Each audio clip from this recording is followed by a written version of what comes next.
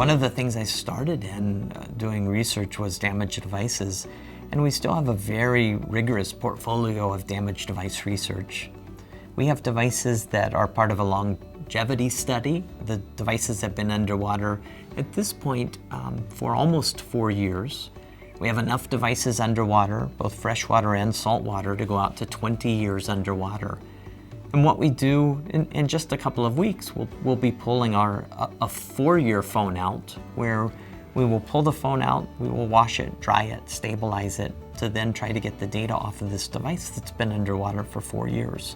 There's other ways that we do testing. We collect water samples from around the world to see is the characteristics of the water, the mineral composition, the chemical composition of the water from around the world, does it somehow affect devices differently?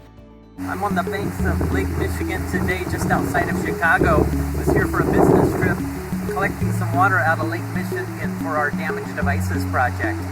We have water from Asia, Australia, Europe, Middle East, all over the US. And we bring it back to our lab here in Colorado so that we can test it. We can soak devices in that water to see, does water from somewhere else on the planet affect the devices differently? We shoot devices. We have, for our ballistics research, we have shot devices with all sidearm and long gun calibers that are available in the US. Everything from a 22 caliber rifle up to a 50 caliber rifle as well.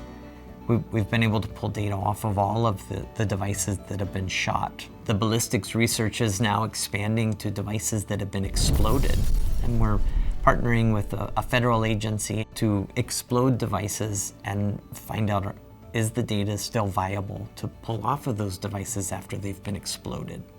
When I first did the study on blood damaged phones, the only blood we were able to find was pig blood. And for years I've wanted to repeat that study with human blood, but it's hard to find human blood that you can use for this kind of testing. And so a few months ago, my wife said, I finally figured out how you can get blood for your phones. All right, Big Poke. They have circuit boards inside Ziploc bags, so they're taking just enough blood to submerge the circuit board.